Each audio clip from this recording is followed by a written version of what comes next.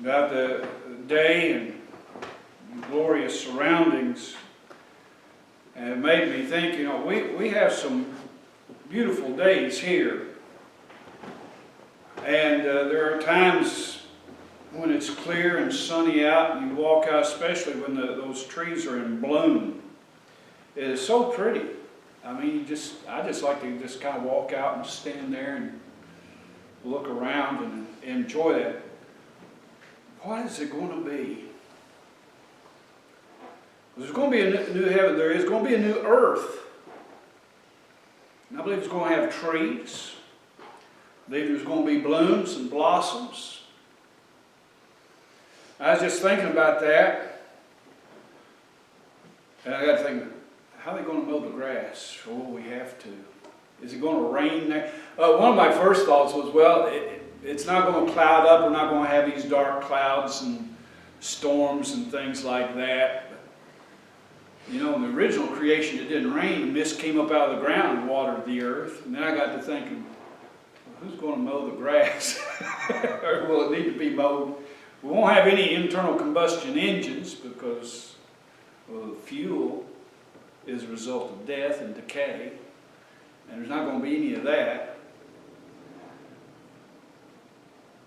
There's things I don't know, but it's going to be beautiful. I can imagine what it'd be like to be able to walk out and enjoy that beauty. And there's no sin, there's no worry, there's no fear.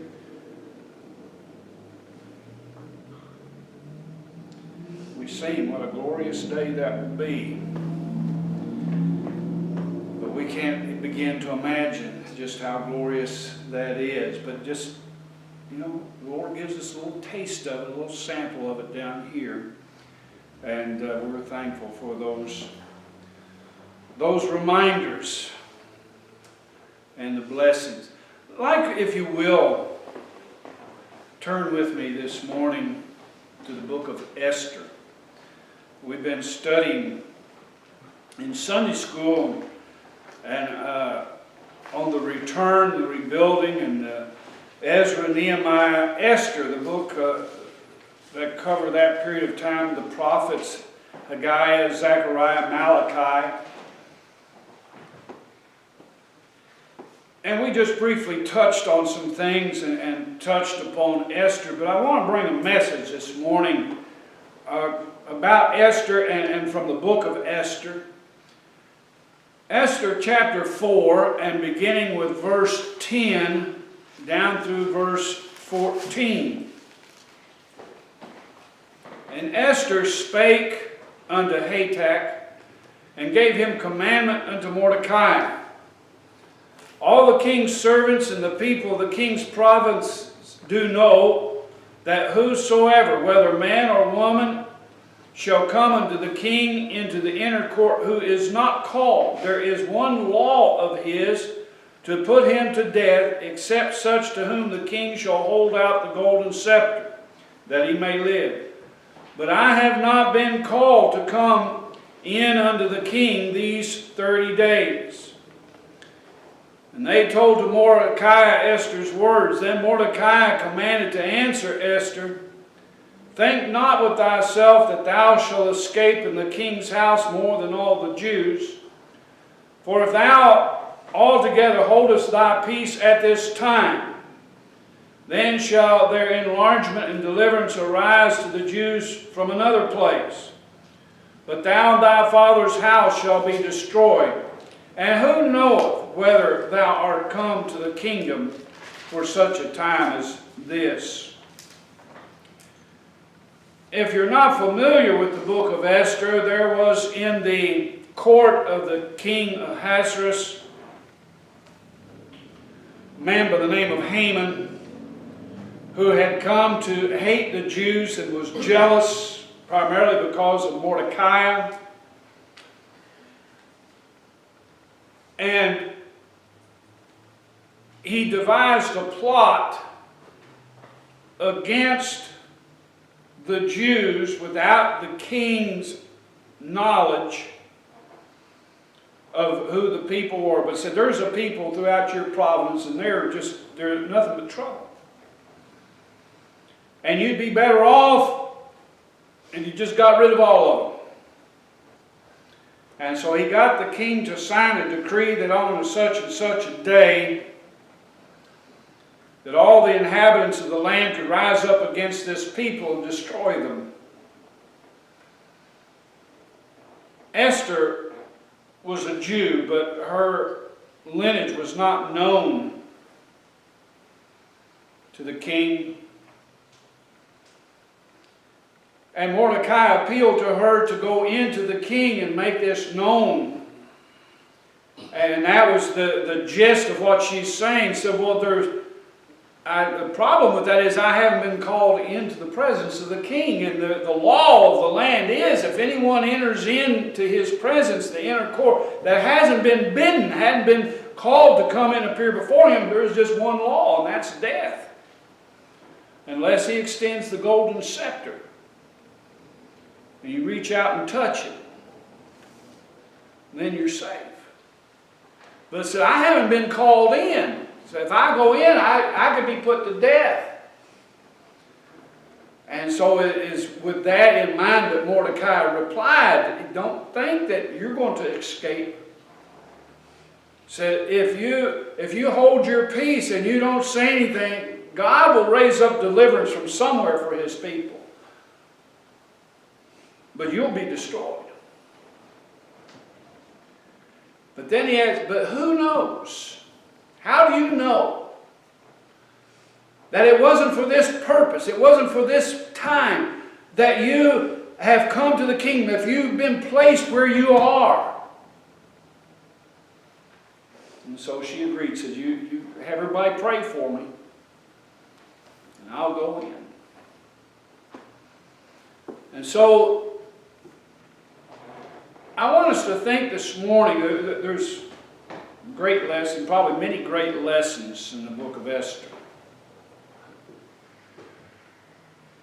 And there's probably been many good messages preached upon the subject.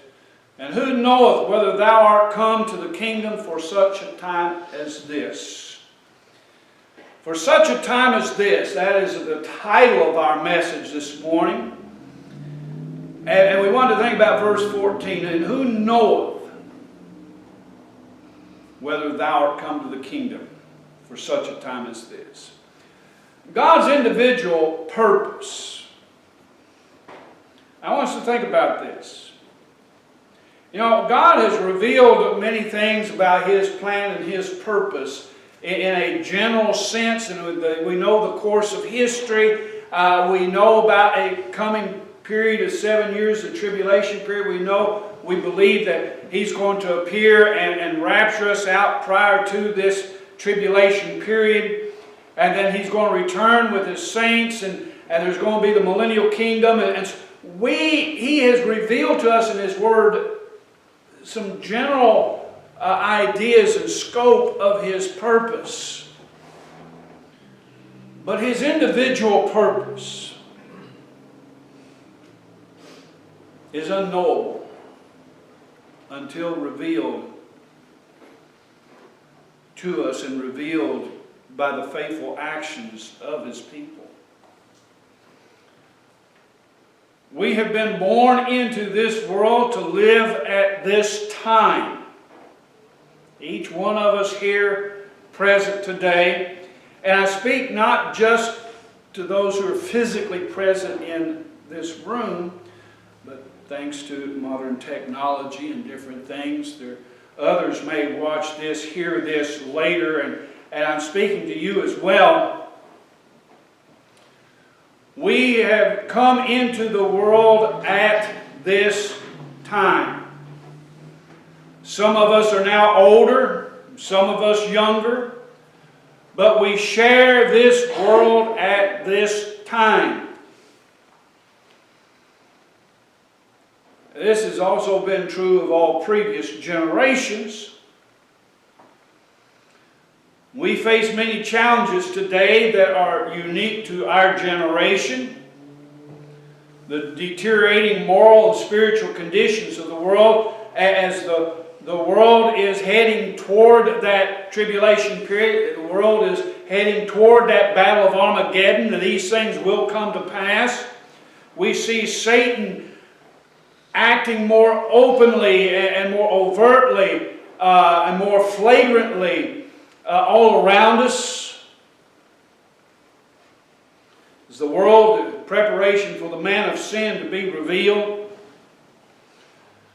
And while the Bible says there is nothing new under the sun, in Ecclesiastes 1:9,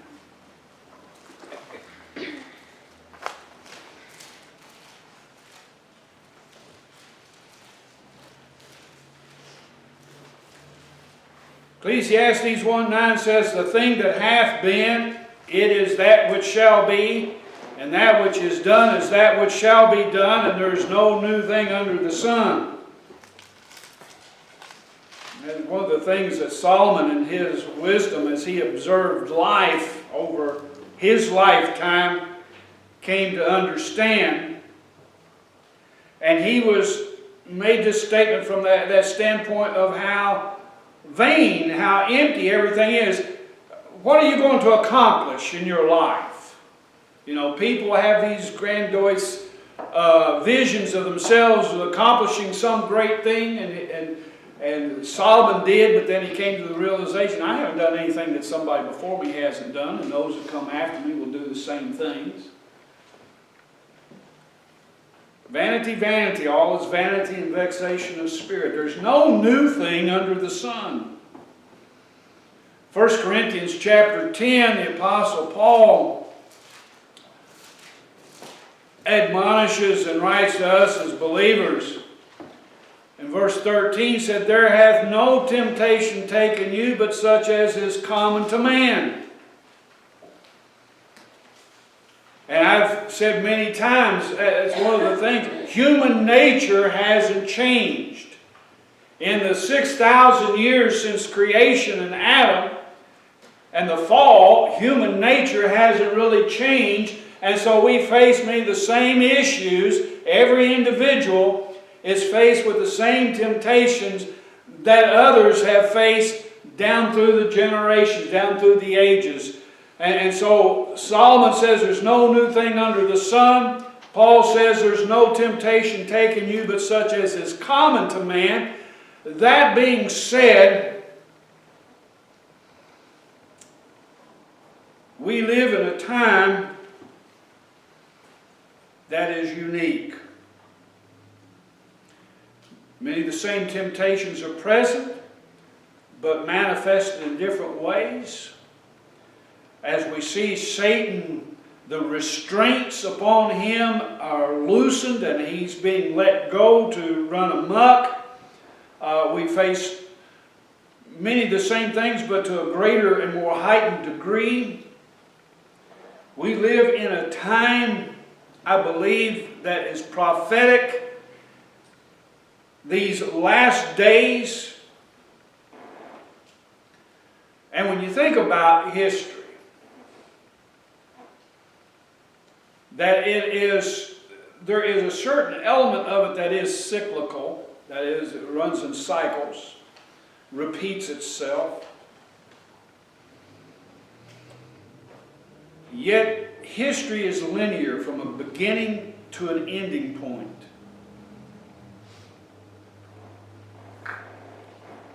And as we approach that ending point, there's only one set of last days. Now, how long that may be, how many days that may include, as one. But in the history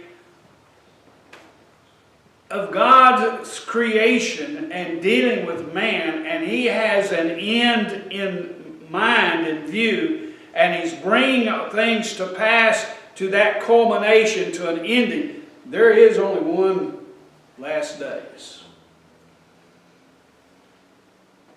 There have been others in previous generations that thought they were in the last days.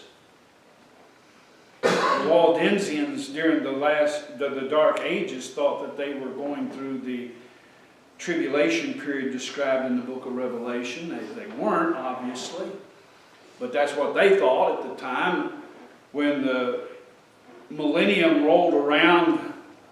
that first millennium came to a close, there's many thought that that was the end, that those were the last days. But ultimately, there will be a generation that will be alive and that will experience those last days. I believe we are that generation. We stand at a pivotal time in Earth's history. Each of us has a purpose to fulfill, just as Esther had. And that is our thought that I want us to consider this morning. Whatever period of time we live in that period of time, there is a individual purpose for each of us. And I want us to notice some things about Esther that can be applied to each one of us. First of all, Esther was a prepared person. Esther chapter 2, verses 5 through 7. Now in Shushan, the palace, there was a certain Jew whose name was Mordecai, the son of Jair, the son of Shemiel, the son of Kish, a Benjamite, who had been carried away from Jerusalem with the captivity, which had been carried away with Jehoiakim, king of Judah, whom Nebuchadnezzar, the king of Babylon, had carried away. And he brought up Hadassah, that is Esther, his uncle's daughter, for she had neither father nor mother, and the maid was fair and beautiful, whom Mordecai, when her father and mother were dead, took for his own daughter. Now just brief, we see there was things that went into Esther. There was a background, there was a history, there was family connections and things. She was a prepared person. Everything about Esther was to prepare her for what was to come. God, in His sovereignty, made it so. We read in Romans chapter 8 and verse 28, and we're very familiar, should be very familiar with this passage of Scripture. We quote it many times and in many contexts. But Romans 8:28 says that we know that all things work together for good to them that love God, to them who are the called according to His purpose. Now here again we see God has a purpose. And in His purpose of all things, and working through all things, to bring to pass His purpose for us as an individual. For whom, now here it becomes personal, here it becomes individual. He did foreknow, He also did predestinate to be conformed to the image of His Son, that He might be the firstborn among many brethren. Moreover, whom He did predestinate, them He also called, and whom He called, them He also justified, and whom He justified, them He also glorified. What shall we then say to these things? If God be for us, who can be against us? And so as we see in our lives, everything that has transpired in the past that affects us and makes us who we are, has prepared us for this time and place. See, Esther was a prepared person. Mordecai, and the history, her father and mother were dead. Mordecai took her and raised her as his own daughter, and it gives Mordecai lineage as well, and he was one of those that was taken into captivity at the beginning by Nebuchadnezzar when he took the king of Judah captive and brought him to Babylon. And so he was in that first wave of the captivity. And so he has grown up now. Now they've passed into the hands of the Persians. And under the reign of Ahasuerus, the king of Persia. And so all these things have come to pass to make her who she is. And we need to understand where we were born, when we were born, to whom we were born, our genetic makeup, which determines not only our features, but influences our personality as well. Our genetic makeup. And we know something of it. People are still studying genetics and how it affects us and everything. But we know about DNA and genetics. And that each one of us as an individual is unique, and yet we are made up by different things that have been passed down to us from our parents, our grandparents, our great-grandparents, however many generations back. Many times the Bible uses that and talks about unto the third and fourth generations. Both in a negative sense and in a positive sense. And so we're the product of those previous generations and a particular lining up of these individuals and the genetics coming down.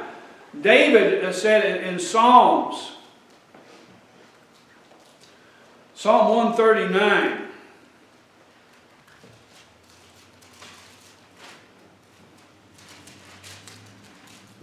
Psalm 139, verse 14, 15, 16. A Psalm of David. He says, I will praise thee, for I am fearfully and wonderfully made. Marvelous are thy works, and that my soul knoweth right well. David said, when I stop and I consider and I think about this and I meditate this, it is both a fearful thing, an awesome thing, and a wonderful thing how I'm made. He says, my substance was not hid from thee when I was made in secret and curiously wrought in the lowest part of the earth. Basically, he's describing his conception. And he said, my conception wasn't hid from you. He said, thine eyes did see my substance. It's talking about the embryo, yet being unperfect. And in thy book all my members were written. About the DNA. Those things that make us up, it is part of that genetic code, our DNA that is written, that is passed on to us, that in conception, an embryo, even though we're imperfect, that is, we're not completely formed yet all those members, what we will be, is there. It's written.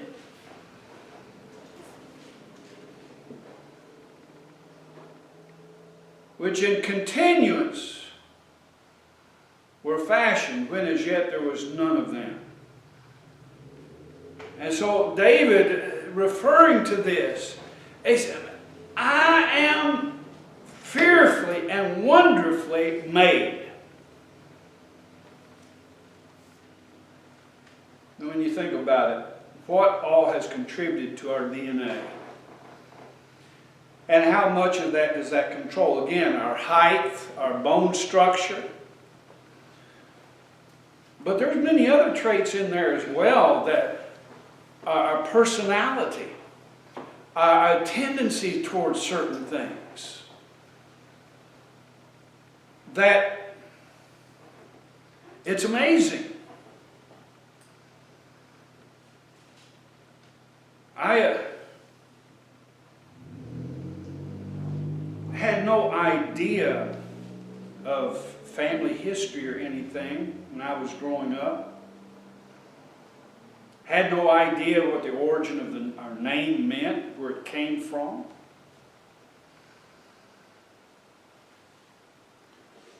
But I used to like to play in the barns, play up in the hayloft. They had this straw stored up there in the lofts. and I'd build forts up there. Old man now, but those that were kids, we played together. They still talk about those forts that I made.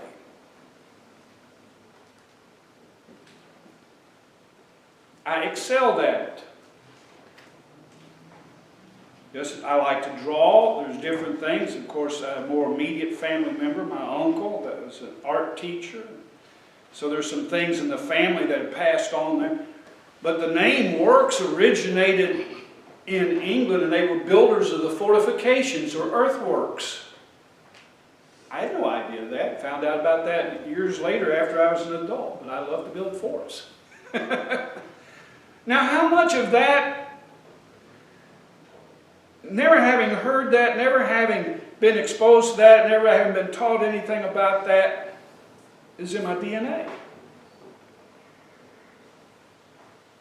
How much of you, the person you are, your tendencies, your skills, the things that you're attracted to,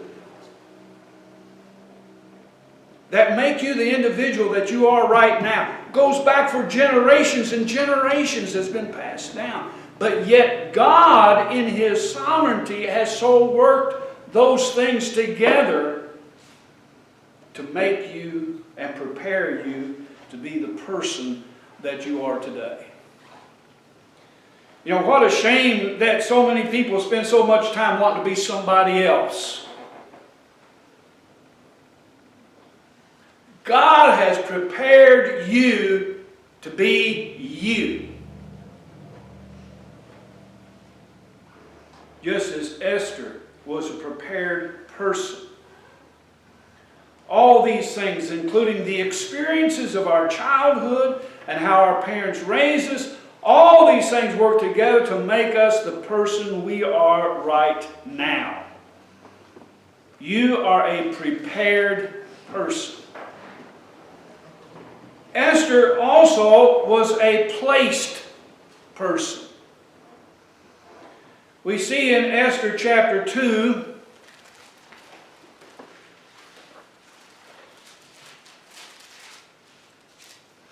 Esther chapter 2 verse 8, so it came to pass when the king's commandment and his decree was heard, when many maidens were gathered together to Shushan, the palace, to the custody of Hegai, that Esther was brought also unto the king's house to the custody of Hegai, the keeper of the women.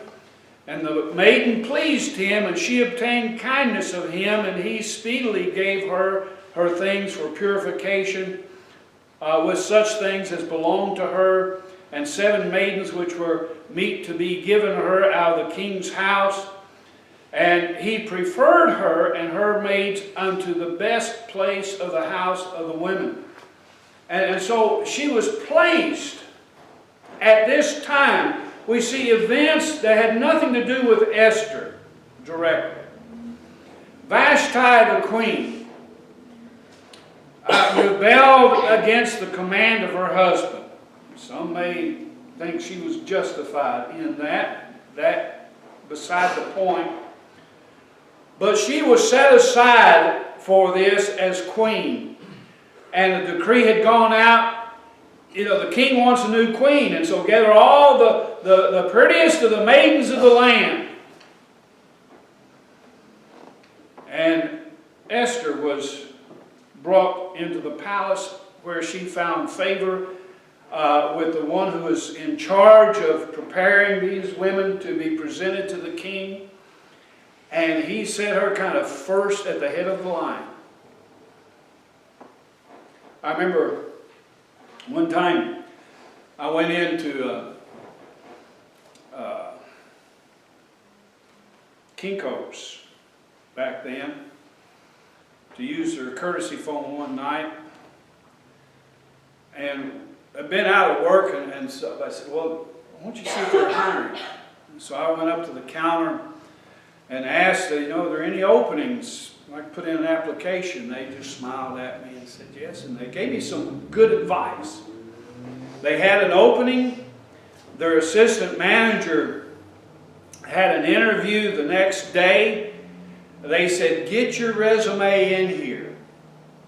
Fill out this application, get your resume, and get in here before she sees that person. In other words, take that opportunity to make an impression first. And so I did. I went in, met with her, and they set up an appointment, and I interviewed and started to work that Monday. You know, being first in line, being the first to make a good impression is important.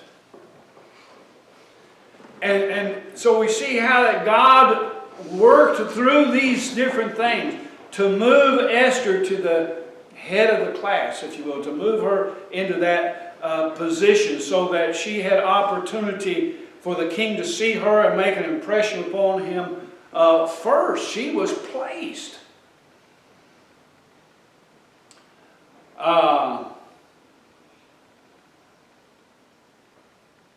Verse 10 says, Esther had not shown her people nor her kindred, for Mordecai had charged her that she should not show it. Mordecai walked every day before the court of the women's house to know how Esther did and what should become of her. But she was a placed person. Verse 15, now when the turn of Esther, the daughter of Abihail, the uncle of Mordecai, who had taken her for his daughter, was come to go in unto the king, she required nothing but that Hegai, the king's chamberlain, the keeper of the women, appointed, and Esther obtained favor in the sight of all them that looked upon her. So Esther was taken unto King Ahasuerus into his house royal in the 10th month, which is the month of Tebeth, in the 7th year of his reign. And the king loved Esther above all the women, and she obtained grace and favor in his sight more than all the virgins, so that he set the royal crown upon her head and made her queen instead of Vashti. She was a placed person. Again, we see God working through all of these circumstances in her life to place her in that position. Each one of us has been placed here. We see in this church, 1 Corinthians 12,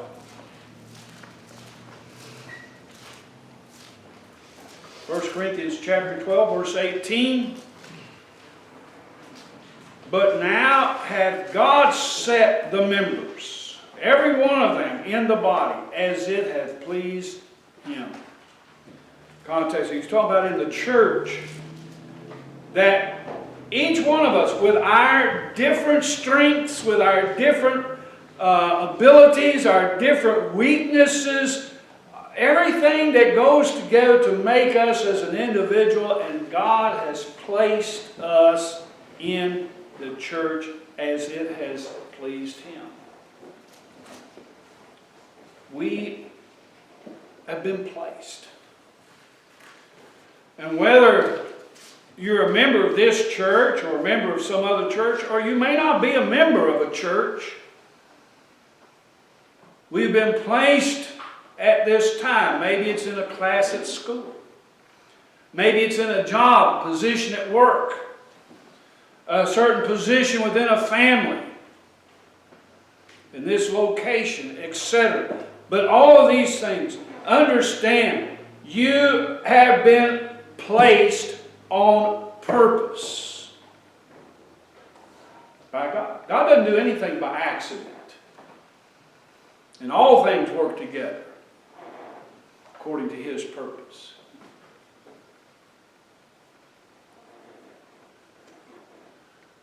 Many of us have lived through different times and different places. Yet the sovereign hand of God has brought us together in this place at this time. Notice to 1 Corinthians chapter 15 and verse 10. Paul says, but by the grace of God I am what I am. Paul says, I am what I am by the grace of God. And particularly he's talking about anything good in me, anything spiritual about me, anything positive about me, that's by the grace of God.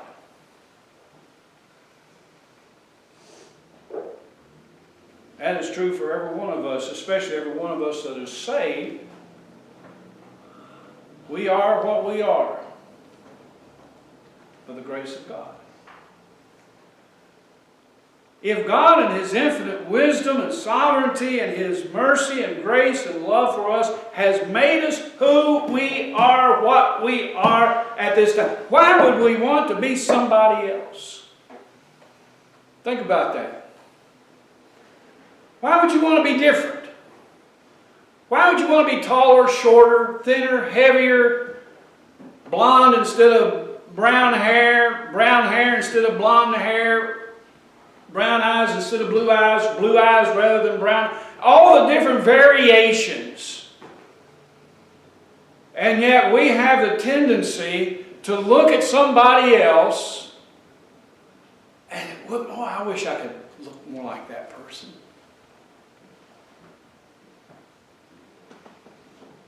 God has made you the way you are.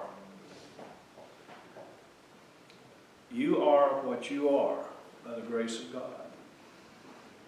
Don't try to be somebody else. Just seek to be the best you can be by the grace of God. We've all lived through different times and different places, yet God has placed and brought us together at this place, at this time. And it said this is also true for each one who may hear this message in another place than here. But wherever you are, you have been placed there not by accident, but on purpose by God. Which brings us to our next point. Esther was a purposed person. She was prepared, she was placed, but she was purposed. Esther 4:14.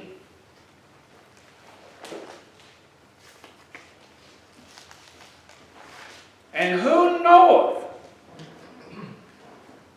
See, we don't know the mind of God. We do not know what He may have in store for us, what His purpose for us may be.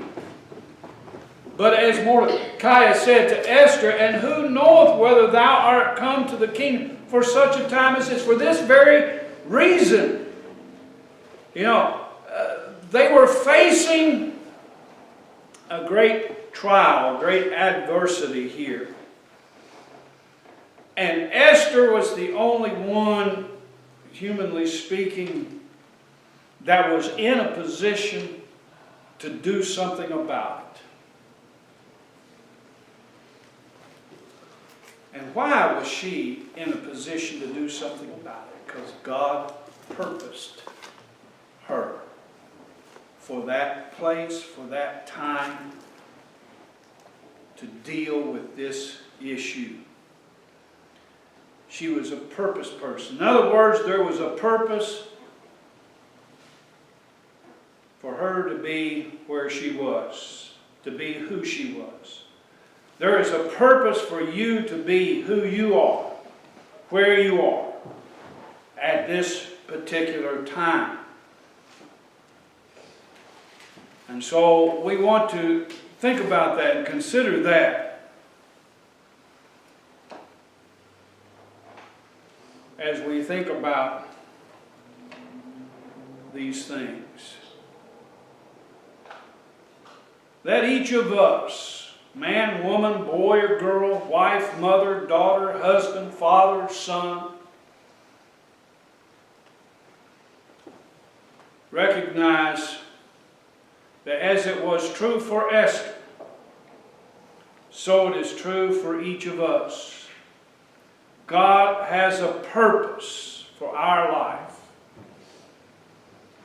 And who knows what that purpose may be. We do not know until He brings it to light. Maybe to witness to a teacher, a friend, co-worker, to stand up for God against some enemy, to accomplish some deed for the glory of God.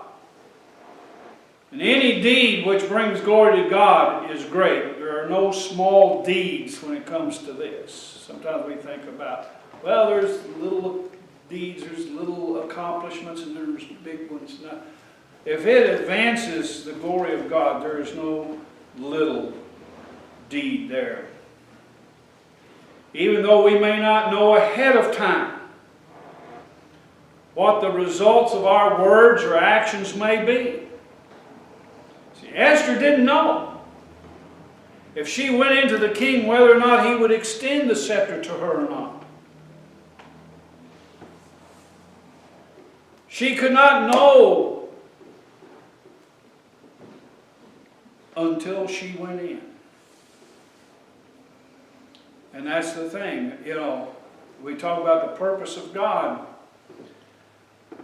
with us individually is unknowable until we act. Until He lays some task in front of us, until we see some need, and God lays it upon our heart to perform. And even as He does that, we do not know what the outcome of our words or actions may be. But God has a purpose in it. And He's given us the book of Esther to teach us that. To inspire us to be courageous, to stand up, to speak up.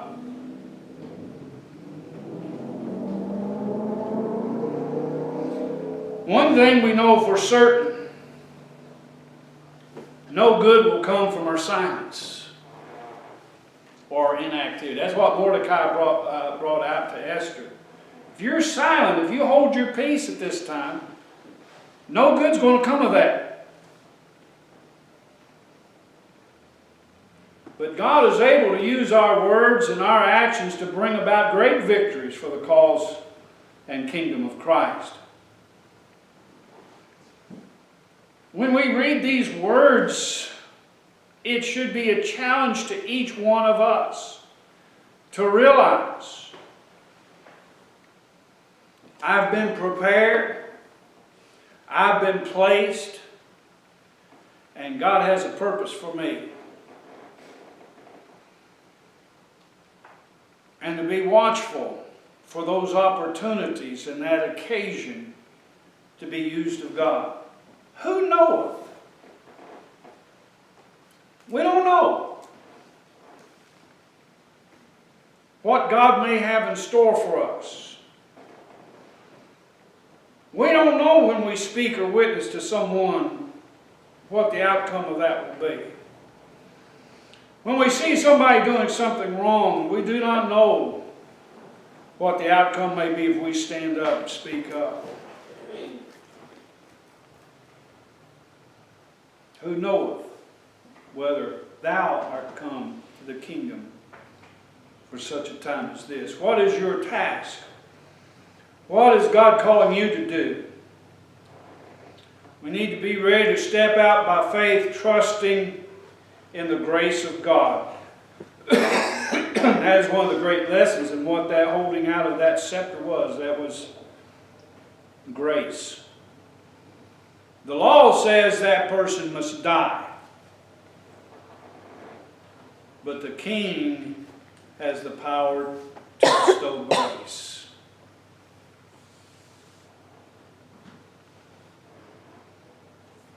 Let us cast ourselves upon the grace of God as Esther did. For such a time as this, and who knoweth? Are questions that challenge us and encourage us to try to be the individual and the person God would have us to be. big or small, and as I said, there's really no such thing as small deeds when it comes to serving the Lord, or doing that which is right in His sight. But God has a purpose. May He help us to fulfill that purpose. Let us stand together.